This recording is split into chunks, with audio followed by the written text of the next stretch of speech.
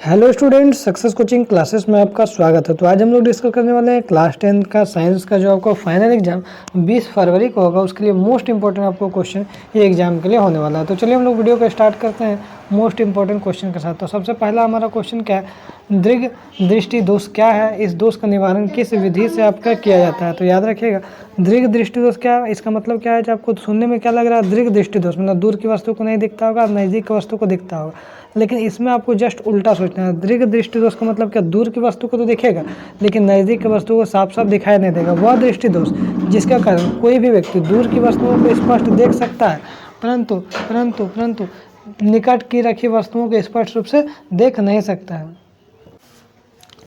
तो क्या बोल रहा है, वह दृष्टि दोष जिसके कारण कोई व्यक्ति दूर की वस्तुओं को स्पष्ट रूप से देख सकता है परंतु निकट रखी वस्तुओं को स्पष्ट रूप से देख नहीं सकता, उसको दूर दृष्टि दोष कहलाता है।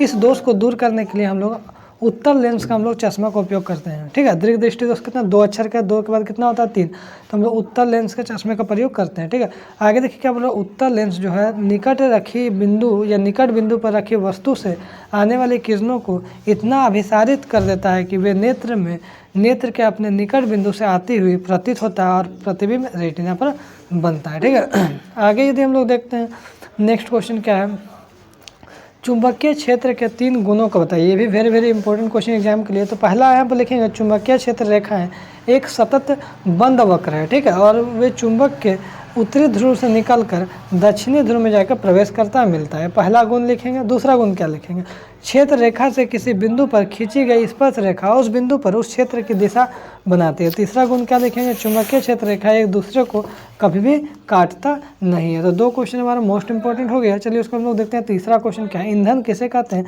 और एक उत्तम या आदर्श ईंधन की विशेषता क्या है। तो देखिए, ऐसे अब पदार्थों को ईंधन कहते हैं जो दहन के पश्चात उष्मा उत्पन्न करता है, दहन मतलब जलाने के बाद उष्मा उत्पन्न करता है। पहला पॉइंट लिखेंगे, जिससे जलने पर विषैले उत्पाद उत्पन्न ना हो अर्थात जो पर्यावरण मैत्री हो। दूसरा क्या लिखेंगे, वह सस्ता और आसानी से उपलब्ध भी हो, तभी इसका आपका विशेषता होगा। तीसरा क्या है, उनका ऊष्मामान अधिक हो। और चौथा, उसके भंडारण और परिवहन में भी सुविधा हो। इतना बात हो जाएगा। उसके बाद देखिए यहाँ पर ये भी क्वेश्चन इंपॉर्टेंट है, चित्र में फ्लेमिंग का वामहस्त नियम के लिए हाथ का आरेख दर्शाइए। तो आपको ये वाला फिगर बनाना होगा। पहला, दूसरा, तीसरा में किन किन भौतिक राशियों को निरूपण किया गया। देखिए ये आपको जो फ्लेमिंग का वामहस्त नियम है इसको आपको प्रैक्टिस कर लेना है। ये वाला जो आपको दिखा रहा है निशान, ये जो उंगली दिखा रहा है, तो इसको हम लोग क्या बोलते हैं और इसको हम लोग क्या बोलते हैं और इसको हम लोग क्या बोलते हैं। तो याद रखिएगा, पहला वाला ये हमारा क्या विद्युत धारा को इंडिकेट करता है, दिखाता है। दूसरा जो हमारा है ये हमारा चुंबकीय क्षेत्र को दिखाता है। ये तीसरा जो हमारा ये क्या, चालक की गति को दर्शा रहा है। तो ये भी आपको एग्जाम के लिए इंपॉर्टेंट है, कर लीजिएगा। आगे यदि हम लोग देखते हैं, जो किसी पदार्थ के लिए विलयन का उपयोग सफ़ेदी करने के लिए होता है। तो पदार्थ एक्स का नाम है, इसका सूत्र बताइए। और ऊपर में लिखे एक्स की जल के साथ अभिक्रिया होगा तो क्या होगा। तो पहला हम लोग उत्तर देखेंगे, पदार्थ एक्स का नाम क्या, बिना बुझा हुआ चूना, इसका सूत्र क्या होगा, CaO कैल्शियम ऑक्साइड। और दूसरा केस में क्या बोल रहा है, CaO को अगर जल से अभिक्रिया करवाइएगा तो क्या होगा, बुझा हुआ चूना CaOH2 बन जाएगा। ठीक है, आगे देखिए क्या बोल रहा है, जो संतुलित रासायनिक समीकरण क्या है, रासायनिक समीकरण को संतुलित करना आखिर में क्यों जरूरी है।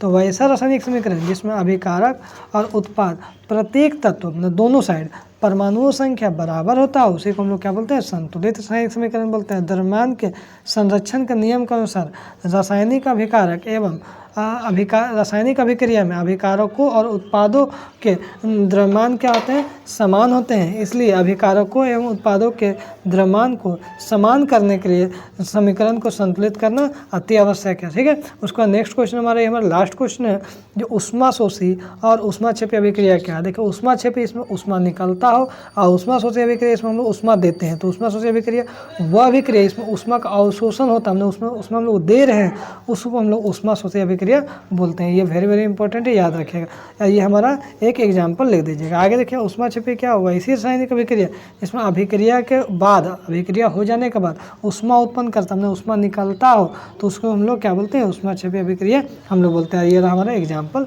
लिख दीजिएगा। ठीक है, तो हमारा क्या हो गया, ऊष्माक्षेपी और ऊष्माशोषी एग्जाम के लिए वेरी इंपॉर्टेंट था। संतुलित रासायनिक समीकरण ये भी एग्जाम के लिए इंपॉर्टेंट था। ये भी क्वेश्चन हमारे इंपॉर्टेंट है एग्जाम के लिए। फ्लेमिंग वामहर्स्ट नियम ये भी इंपॉर्टेंट है। ईंधन क्या है, ये भी इंपॉर्टेंट है।